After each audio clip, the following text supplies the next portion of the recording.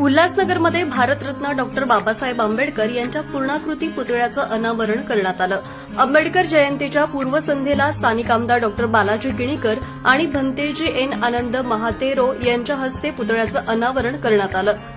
सुभाष टेकडी परिसरात बौद्ध समाज बांधव मोठ्या प्रमाणात वास्तव्याला आहेत, त्यामुळे या भागात डॉक्टर बाबासाहेब आंबेडकर यांचा पूर्णाकृती पुतळा असावा अशी नागरिकांची अनेक वर्षांची मागणी होती।